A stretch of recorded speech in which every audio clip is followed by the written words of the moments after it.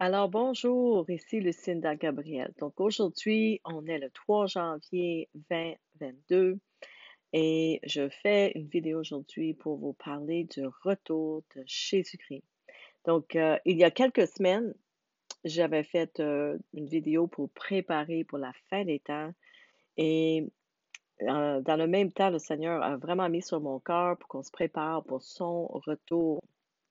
Alors, il y a des gens qui sont pas au courant que le Seigneur va revenir. Dans l'Apocalypse 1:7, c'est écrit: «Voici, il vient avec les nuées et tout œil le verra». Donc tout le monde va le voir, même ceux qui l'ont transpercé et toutes les tribus de la terre se lamenteront à cause de lui. Donc quand Jésus est venu pour la première fois, il est venu comme un bébé et pour sauver le monde de ses péchés. Puis cette fois-ci, il va revenir pour amener le jugement sur ceux qui ont refusé son message et pour récompenser les fidèles et les justes.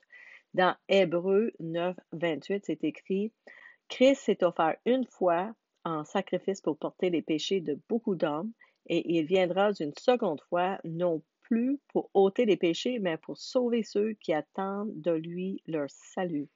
Donc, ceux qui le connaissent vraiment, qui sont nés de nouveau, on l'attend euh, pour notre salut. Et on voit maintenant que les choses sont en train de vraiment se placer. L'Apocalypse est en train de se dérouler sous nos yeux. On voit que les choses changent présentement, donc c'est excitant, vraiment. Pour ceux qui croient en Jésus, qui sont vraiment nés de nouveau, qui ont vraiment son Saint-Esprit, on est vraiment excités pour son retour. Il n'y a rien dans ce monde qui nous intéresse.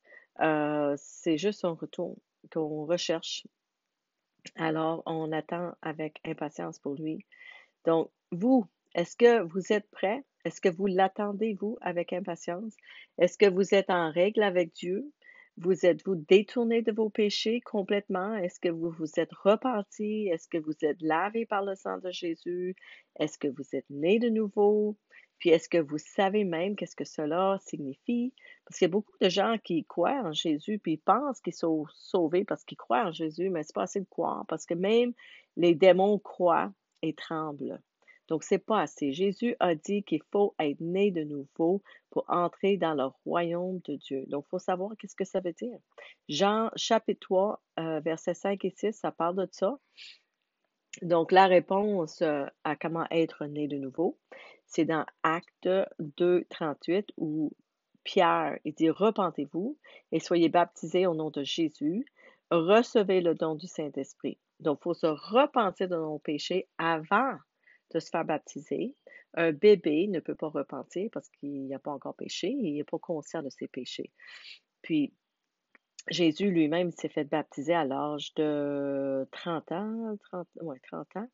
Donc, nous aussi, c'est seulement quand on est conscient de nos péchés, malgré que Jésus, il n'y en avait pas, mais quand on est conscient de nos péchés, c'est là qu'il faut se repentir, confesser même nos péchés, se faire baptiser. Le mot baptiser, baptizo, ça veut dire immersion complète dans l'eau et recevoir le don du Saint-Esprit. Donc, c'est ça, être né de nouveau.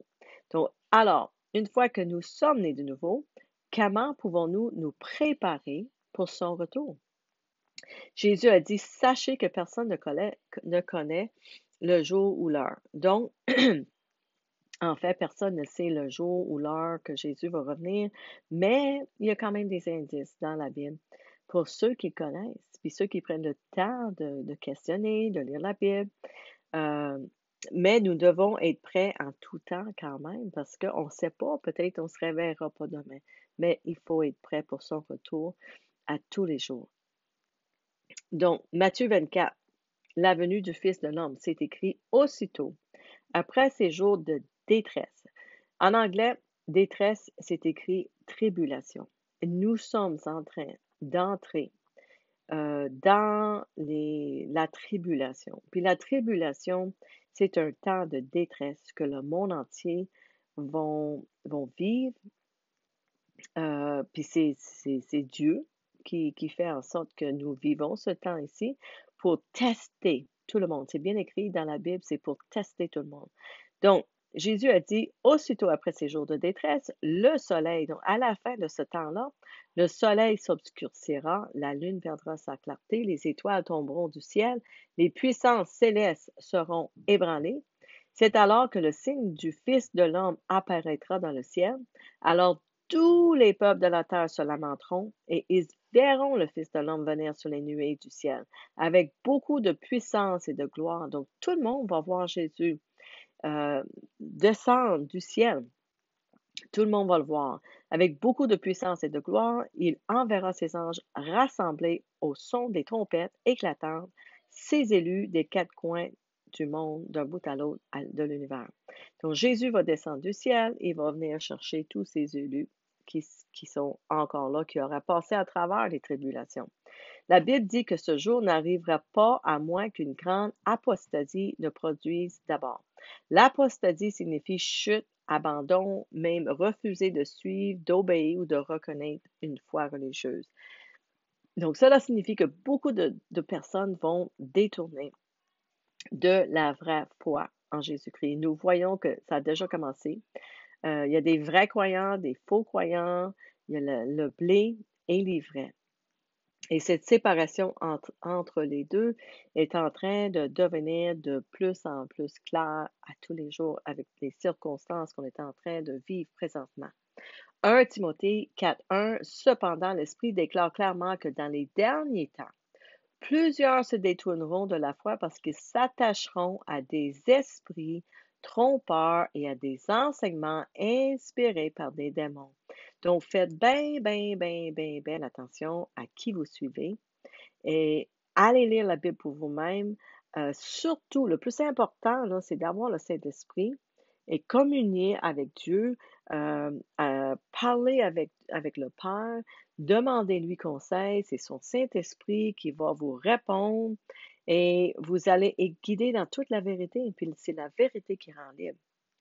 Alors, faites attention, puis, tu sais, parce qu'un jour, là, vous allez être devant le Seigneur, puis là, vous ne pouvez pas lui dire, ben là, mon pasteur m'a dit ça, ou là, une telle m'a dit ça, ou Lucinda m'a dit ça. Non, cherchez la vérité pour vous-même. Moi, je fais juste vous guider dans ce que je crois est la vérité. Puis ce qui est vraiment spécifique de la Bible, tu sais, dans le Nouvel Âge, on avait chacun notre vérité. Moi, je croyais là-dedans, puis elle, l'autre croyait dans d'autres choses. Puis, mais la Bible, c'est clair. Il y a une vérité dans la Bible. Puis Jésus a dit, je suis la vérité, la vie, le chemin et la vie. Donc, il y a une vérité dans la Bible. Et c'est le Seigneur, quand on lit la Bible, qui nous guide dans cette vérité-là. Donc, il y a une vérité qui est dans la Bible, puis il y a beaucoup de mensonges dans le monde. Puis on le voit ici, il y a des esprits trompeurs, des enseignements inspirés par des démons. Beaucoup de gens vont être trompés dans les derniers jours par rapport à ça. L'apostasie a toujours été un problème au sein de l'Église et continue de l'être un problème aujourd'hui puis jusqu'à la fin des temps. Matthieu 24, versets 10 et 11, à cause de cela, beaucoup abandonneront la foi, ils se trahiront et se haïront les uns les autres. On est rendu là. On est rendu là, on le voit à la télévision, ils sont en train de programmer les gens de s'haïr les uns les autres. Puis Jésus a dit, ils vont vous reconnaître que vous m'appartenez à moi par votre amour pour les uns les autres. Mais vous voyez comment Satan travaille à travers les faux prophètes à la télévision puis aux nouvelles parce que il programme les gens. Écoute, j'ai vu quelque chose passer hier encore sur Facebook. C'est des commentaires, en tout cas, c'était manipulateur pour amener les gens à haïr, vraiment trahir et haïr ceux qui sont à l'encontre de leur agenda. OK, on va dire ça de même, vous comprenez ce que je veux dire, là. Donc, c'est ça qu'ils sont en train de faire.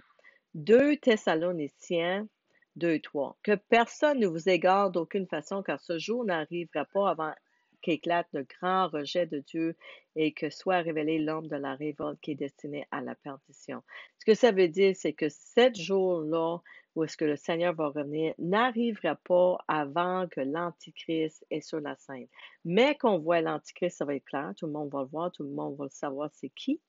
Ça va être extrêmement clair. Donc, cette journée-là, le Seigneur ne revient pas avant ça.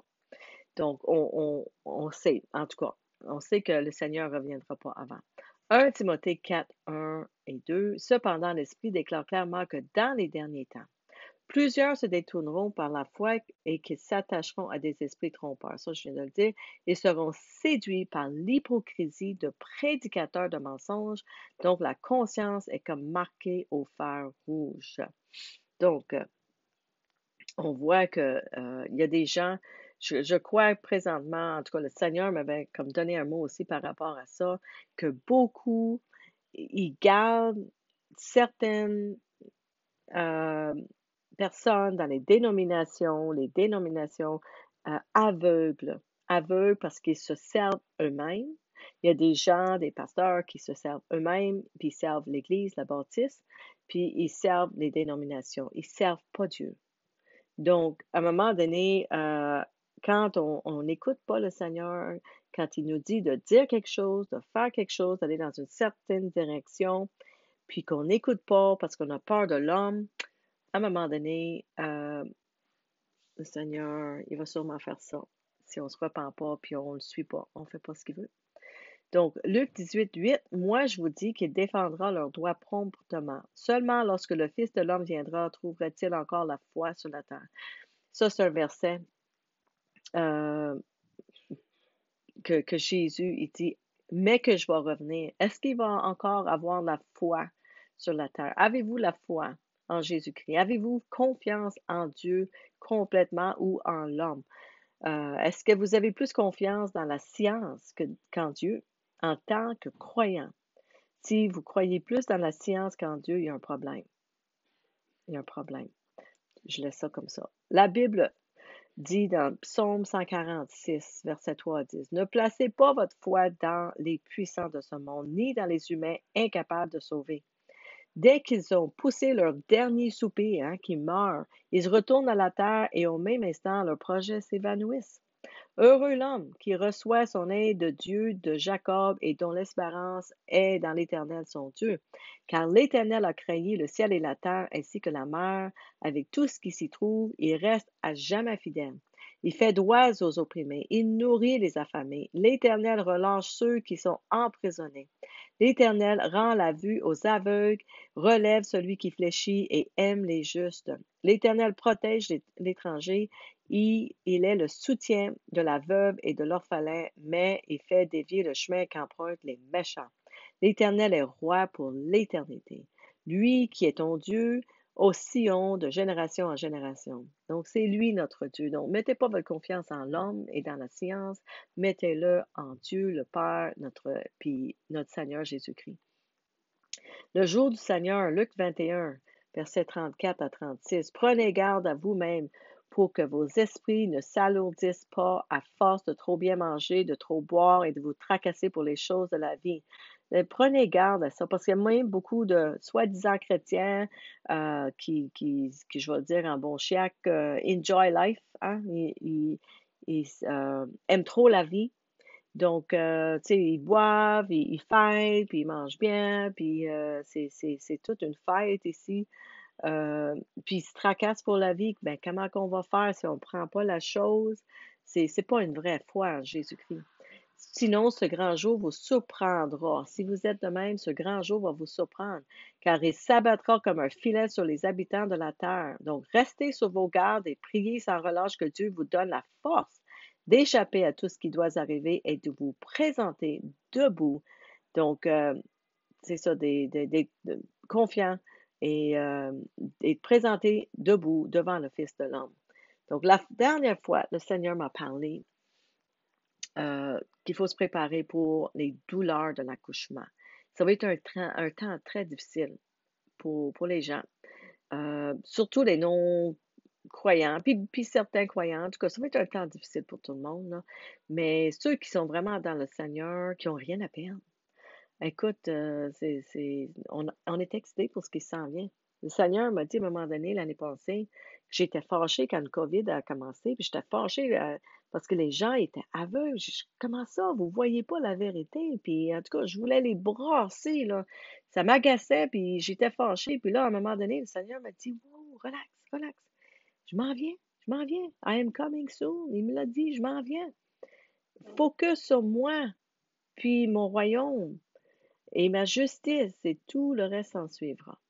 Donc, c'est ce que je fais. Puis depuis que je garde mes yeux sur lui, fixés sur lui puis son royaume, j'ai jamais été plus heureuse dans ma vie. Je suis tellement en paix. Puis, c'est excitant. C'est merveilleux. Donc, là, il m'a parlé que quand une femme commence le travail d'accouchement, les douleurs ne peuvent pas être arrêtées. Le bébé, il faut qu'il sorte, hein, faut qu'il naisse. Donc, il y a un point à un moment donné de non-retour, puis bébé va venir. C'est la même chose avec le retour de Jésus. Il revient bientôt. Ces douleurs ont déjà commencé, puis il n'y a pas de point de retour. Il faut qu'on accepte qu'on est là-dedans. Et il faut vraiment préparer notre cœur, notre esprit pour le retour de Jésus, puis garder les yeux fixés sur lui. Donc, comment qu'on se prépare pour ça? Euh, nous devons nous préparer pour son retour. Puis comme le Seigneur m'a dit, il dit, il y a beaucoup de gens qui me voient comme leur sauveur, simplement. Mais je ne suis pas leur Seigneur. Puis ceux qui me voient comme leur sauveur, simplement, ben, ils font pas ma volonté. Et ça, c'est pas correct parce que c'est ceux qui font la volonté de Dieu qui vont être sauvés. Donc, si vous le voyez juste comme votre sauveur, puis vous faites ce que vous voulez dans votre vie, puis vous ne posez pas de questions pour savoir, mais qu'est-ce que toi tu veux, Seigneur? C'est quoi ta volonté pour moi aujourd'hui? Euh, c'est pas bon.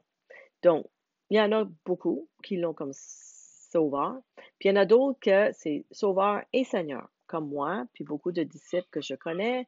On suit le Seigneur, on fait ce qu'il veut, on travaille dans son royaume, on agrandit son royaume, on est fidèle, on est loyal. Euh, donc, on répond, on est obéissant, c'est ça. On répond à son appel.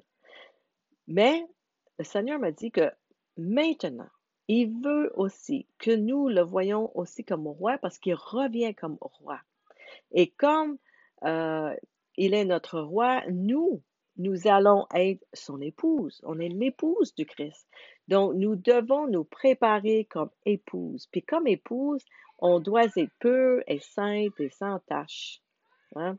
On doit se préparer pour notre mari, notre roi qui revient.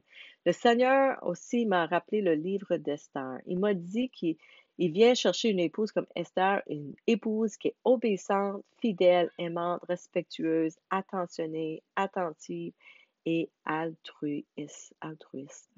Il m'a spécifiquement dit à moi, puis j'imagine que c'est pour tout le monde, qu'il désire que sa fiancée son épouse soit altruiste, soumise et obéissante à lui. Donc, c'est ça, c'est ta volonté, Seigneur, et pas la mienne. Qu'est-ce que toi tu veux, Seigneur? Puis quand il nous dit de faire quelque chose, de parler à quelqu'un ou d'aller quelque part, ben, qu'on soit obéissant, qu'on met nos propres désirs de côté pour lui. Donc, nous devons vivre une vie sainte en attendant patiemment le retour de notre Seigneur et notre Sauveur et Roi, Jésus-Christ. Donc, dans 2 Pierre, chapitre 3, versets 10 à 13, ben, le jour du Seigneur viendra comme un voleur. Et ce jour-là, le ciel disparaîtra dans un fracas terrifiant. Les astres embrassés se désagrégeront et la terre se trouvera jugée avec toutes les œuvres qui auront été accomplies sur elle. Donc, on sait que c'est ça. Ça va arriver, puis on ne s'attendait pas à ça. 1 Thessaloniciens 3, 13, qu'il affermisse ainsi votre cœur pour que vous soyez saints. Tu vois, ça dit qu'on doit être saint et irréprochable devant Dieu notre Père au jour où notre Seigneur Jésus-Christ viendra avec tous ses saints anges, Père, à l'avènement de notre Seigneur Jésus avec tous ses saints. 1 Thessaloniciens 5, 23, que le Dieu de paix vous rende lui-même entièrement saint et qu'il vous garde parfaitement esprit, âme et corps pour que vous soyez irréprochables lors de sa venue de notre Seigneur Jésus-Christ. Donc, encore une fois, il parle d'être saint, d'être irréprochable. Est-ce que vous l'êtes? Est-ce que vous le désirez au moins? Est-ce que vous demandez au Seigneur, comment Seigneur Jésus, puis-je être saint et irréprochable? Ça veut dire qu'on ne fait pas notre propre volonté. Jacques 5, 7 à 9. Frères et sœurs, patientez donc jusqu'à ce que le Seigneur vienne. Pensez au cultivateur, il attend les précieuses récoltes de sa terre. Il prend patience à leur égard jusqu'à ce que tombent les pluies de l'automne et du printemps. Vous aussi prenez patience, soyez pleins de courage car la venue du Seigneur est proche. Ne vous rependez pas en plainte les uns contre les autres, frères et sœurs, si vous ne voulez pas être condamnés. Donc, voici ce que le juge se tient déjà devant la porte. Si on ne veut pas être condamné, il faut vraiment qu'on s'aime les uns les autres, comme Jésus nous a aimés. 1 Jean 2, 28, 29. Mes enfants, demeurez attachés à Christ pour qu'au moment où il paraîtra, nous soyons remplis d'assurance et que nous ne trouvions pas tous honteux, loin de lui au moment de sa venue. Donc, ça veut dire que nous devons rester proches du Seigneur. C'est pour ça qu'à tous les jours, on reste dans sa parole, on lui prie, on lui demande, qu'est-ce que tu veux aujourd'hui, Seigneur? Qu'est-ce que je peux faire pour toi, Seigneur? Donc, assurez-vous que nous avons aussi de l'huile dans nos lampes. Puis, l'huile dans nos lampes, c'est vraiment d'avoir le Saint-Esprit, puis d'être guidé par le Saint-Esprit, d'être obéissant au Saint-Esprit. Mais si vous ne faites jamais la volonté de Dieu, puis que vous êtes dans une religion morte, vous n'avez pas pas l'huile dans votre lampe. Donc, faites bien attention à ça. Luc 21, versets 34-36, prenez garde à vous-même pour que vos esprits ne s'alourdissent pas à force de trop bien manger. Cela, je l'ai déjà dit. Assurez-vous de porter des fruits aussi. Moi, j'ai déjà entendu une pasteur dire que porter, tu sais, justement avec ces choses-là, quand on parle de fruits, elle parlait juste des fruits du Saint-Esprit. Tu sais, l'amour, la paix, la joie, mais c'est plus que ça. Porter des fruits, c'est de faire la commission, c'est de partager la bonne nouvelle, euh, amener les gens dans la repentance, le baptême d'eau, le Saint-Esprit, prier pour leur délivrance, pour leur guérison. Puis Jésus a dit dans Matthieu 7, 19, toute arbre qui ne porte pas de bons fruits est coupée et jetée au feu. Donc, si vous êtes dans une religion morte, puis que vous ne portez pas de fruits, puis votre vie n'est pas changée, puis vous êtes encore dans le péché, vous allez être coupé et jeté dans le feu. Donc, c'est très important de lire la parole pour vous-même, pour que vous sachiez vraiment dans votre cœur qu'est-ce que le Seigneur s'attend de vous. Et trouvez ça avant qu'il soit trop tard. Restez aussi dans le chemin étroit. Matthieu 24, entrez par la porte étroite. En effet, large est la porte et spacieuse, la route qui mène à la perdition. Nombreux ceux qui s'y engagent, mais étroite est la porte et resserré le sentier qui mène à la vie, qu'ils sont peu nombreux ceux qui les trouvent. Donc ça, mes amis, ce que ça veut dire, c'est que large est le chemin vers la perdition, puis la majorité des gens sont en train d'aller vers la perdition. OK? Étroit et la porte est resserré le sentier qui mène à la vie. Donc, ceux qui vont aller au ciel, qui vont être avec notre Seigneur Jésus-Christ pour l'éternité, le chemin est étroit, il est resserré, et même en anglais, que je vois que c'est mal, tu sais, les traductions, je trouve que c'est vraiment dommage en français parce qu'il y a des choses qu'ils enlèvent. Mais, tu sais, resserrer le sentier, en anglais, ça dit que c'est difficile. Ça dit que c'est étroit, puis c'est difficile, puis peu de gens le trouvent. Donc, si votre cheminement, si votre vie, euh, votre chemin, c'est ça, avec le Seigneur, c'est facile, euh, il y a, ouais, il n'y a pas de difficulté, ben, questionnez-vous, est-ce que vous êtes sur le bon chemin? Est-ce que vous êtes sur le bon chemin? Moi, ça fait 3 ans et demi, je vous le dis, que si votre vie, si vous n'êtes pas persécuté, puis si vous n'êtes pas attaqué spirituellement, il y a un problème. C'est parce que vous ne faites pas ça comme il faut. Vous ne vivez pas votre vie, je vais dire, de disciple comme il faut. Parce que quand on n'a pas de compromis, puis quand on n'a pas peur de dire les vraies choses aux gens, quand on avance dans l'amour et la vérité, on est persécuté par les gens autour de nous, puis on est attaqué spirituellement aussi. Donc, si vous ne l'êtes pas, il y a un problème. Puis, si c'est votre vie chrétienne, c'est d'aller à l'église tous les dimanches matins, puis une petite étude biblique le mercredi soir, puis le reste de la semaine que vous vivez pour vous-même, vous êtes en train de passer à côté de quelque chose d'extraordinaire. Moi, je vous le dis, là, relisez le livre des Actes et regardez comment les premiers chrétiens ils ont vécu leur vie pour voir comment qu'on est supposé de vivre notre vie, comment le Saint-Esprit les guidait à tous les jours pour guérir une telle personne vers une certaine région, pour partager la bonne nouvelle. En tout cas, eux autres, ils vivaient la vraie vie de disciples, comme Jésus voulait qu'on vive. Alors, jetons un petit coup d'œil sur les 7 églises de la fin des temps qu'on voit dans le livre d'Apocalypse. Donc, une première église, il y en a 5 que Jésus réprimande, puis il y en a 2 qui sont corrects.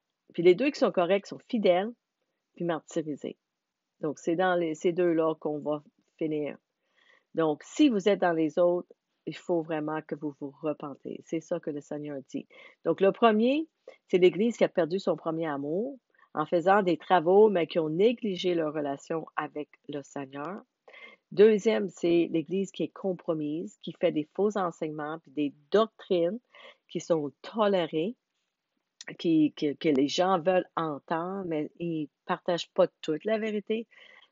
Puis souvent, ces églises-là, c'est soit prospérité, c'est soit amour, amour, amour, puis Jésus aime tout le monde, puis accepte tout le monde, puis que tout est correct, puis tout est pardonnable. Mais ça, c'est compromis parce qu'il faut se repentir. Il faut reconnaître qu'on est des pécheurs, il faut se repentir de nos péchés, puis être né de nouveau pour avoir une nouvelle vie dans le Seigneur et le Saint-Esprit. Compromis. Corrompu. Les églises corrompues, c'est les églises qui sont dans l'immoralité sexuelle. Repentez-vous si vous êtes là-dedans aussi. L'immoralité sexuelle, ben écoute, il y a des églises qui acceptent n'importe quoi aujourd'hui, qui vont à l'encontre de ce qui est bon dans les yeux du Seigneur, de Dieu. Le mal est appelé bien, puis le bien est appelé mal. OK? La mort, une religion morte. Il y a des églises qui sont mortes. Ils n'ont pas de pouvoir, ils n'ont pas de Saint-Esprit, c'est juste des traditions. Hein? On en connaît toutes comme ça. Il y a des églises aussi qui sont tièdes. Il y en a qui avaient le Saint-Esprit, mais ils sont tièdes. Ils ne sont pas chauds, ils ne sont pas froids pour le Seigneur. Puis Jésus a dit, je vais vous cracher de ma bouche parce que vous êtes ni chaud et ni froid. Donc, on ne veut pas faire partie de ces églises-là. L'Église aussi n'est pas une baptiste. L'Église, c'est la famille dans le Seigneur. Donc, c'est pas une baptiste. Donc, c'est dommage qu'aujourd'hui, on relit ça, mais en tout cas, c'est le même, c'est là qu'on est rendu dans le temps. 2 Timothée 4, verset 8. Telle une couronne, la justice que Dieu accorde est déjà préparée pour moi. Donc, c'est une couronne de justice que nous allons recevoir pour terminer cette course vers la vie éternelle.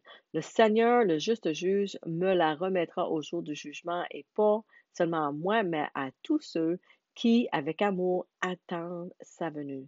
Pas seulement à moi, mais aussi à tous ceux qui ont aimé son apparition. Donc, ceux qui l'attendent impatiemment, avec amour, qui le suivent, qui fait sa volonté, qui suivent les commandements, euh, nous allons recevoir la couronne justice de Dieu. Apocalypse 22, versets 12 et 13.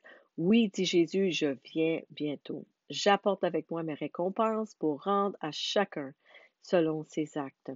Je suis l'alpha et l'oméga, le premier, le dernier, le commencement et la fin. Laissez-moi juste vous rappeler que quand il dit qu'il va nous récompenser pour nos actes, c'est vraiment ceux qui sont nés de nouveau. Donc, il ne faut pas penser que nos bonnes actions, c'est assez pour nous amener au ciel. Donc, il faut vraiment être né de nouveau avant. Parce que c'est ici écrit dans la Bible que nos bonnes actions sont comme des, en tout cas, je vais traduire comme je peux, comme des vieux torchons. Donc, c'est rien pour le Seigneur. Il faut vraiment qu'on soit lavé par son sang.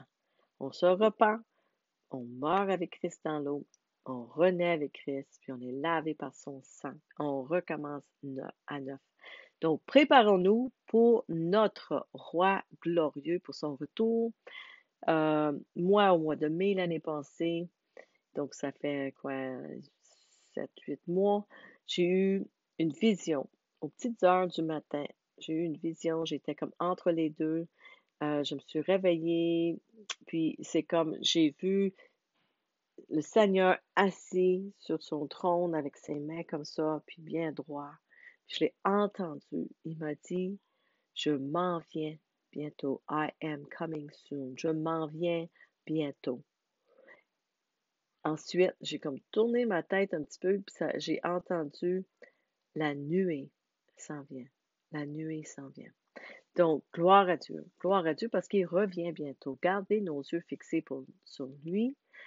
L'important, c'est d'être dans sa volonté, avoir son Saint-Esprit, être né de nouveau, recevoir son Saint-Esprit, être dans sa volonté, faire les œuvres qu'il nous a préparées d'avance, dans lesquelles il nous guide avec son Saint-Esprit. Euh, ouais. Puis d'être saint comme il est saint, se garder du péché. Puis si jamais vous avez des problèmes avec ça, écrivez-moi parce qu'il y en a plein de gens qu'on rencontre aujourd'hui qui ont été baptisés. Puis là, ils sont pas libres. Puis ils ne comprennent pas pourquoi ils sont pas libres.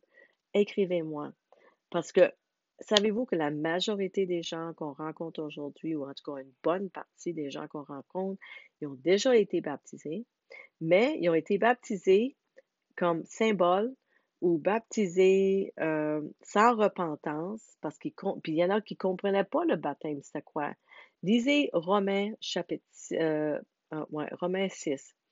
Et dans Romains 6, ça parle du baptême, où est-ce qu'il faut se repentir de nos péchés, enterrer la vieille personne qu'on était dans l'eau, puis renaître avec Jésus-Christ, une nouvelle personne.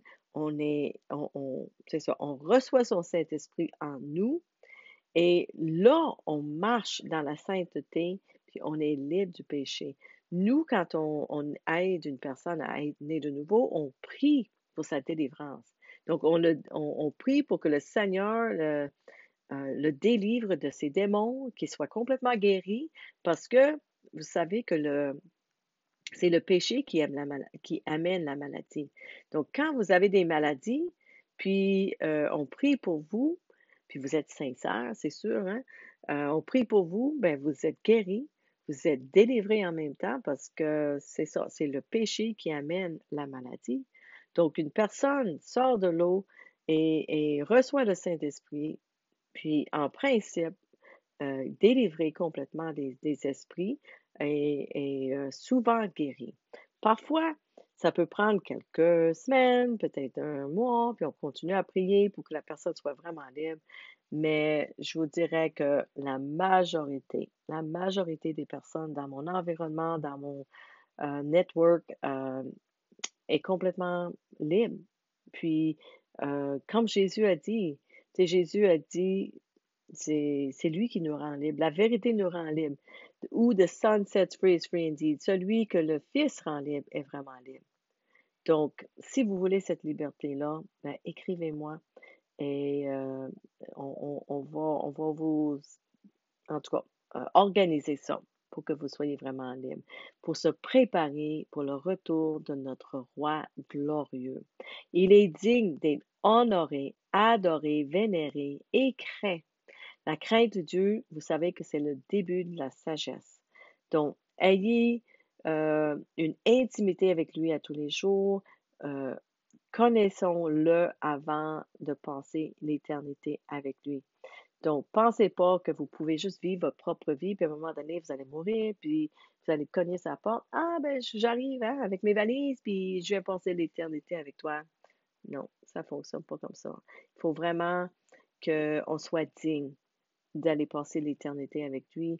On ne peut pas passer l'éternité dans le royaume de Dieu si on n'est pas né de nouveau avec l'eau et l'esprit pour être complètement lavé de nos péchés, être saint comme il est saint. Puis comme je l'ai dit souvent, si Dieu a mis Adam en dehors du jardin d'Éden pour un péché, d'avoir désobéi et mangé le fruit, pensez pas que le Seigneur va vous laisser entrer avec vos péchés. Moi non plus. Donc, c'est ça. Donc, je vous aime. J'espère que ça vous a vraiment béni aujourd'hui, puis que c'est ça. Ça vous a vraiment amené quelque chose de plus, puis ça va vous amener à passer plus de temps avec le Seigneur, de le connaître encore plus, de l'aimer encore plus parce qu'il s'en vient. C'est excitant. Gardez vos yeux fixés sur lui, puis euh, regardez pas ce qui se passe dans le monde. Embarquez même pas là-dedans. Puis priez le Seigneur. Il va vous donner la force de passer à travers ces choses-là. Vous pouvez lui faire confiance. Il est fidèle. Il est fidèle. Donc, si vous avez vraiment besoin encore d'encouragement par rapport à ça, laissez-moi savoir. On pourrait peut-être prier ensemble. Je pourrais faire une autre vidéo par rapport à ça aussi, de vraiment vous encourager. Puis je pense que j'en ai déjà fait aussi, de toute façon, sur le message urgent et tout ça, pour comment se préparer. Ayez pas peur de laisser aller les choses dans cette vie-ci. On ne peut pas les amener avec nous. On ne peut pas. On n'amènera pas le char, la maison, hein, le chalet, puis toutes ces belles choses. On ne peut pas les amener avec nous. On est rendu au point où il faut être complètement euh, dédié au Seigneur. OK? Il faut laisser ce monde ici en arrière. Donc, demandez au Seigneur de vous donner le courage de faire les bons choix maintenant, pour pas que vous ayez besoin d'embarquer dans le système de la bête. OK? Donc, c'est ça. Je vous aime.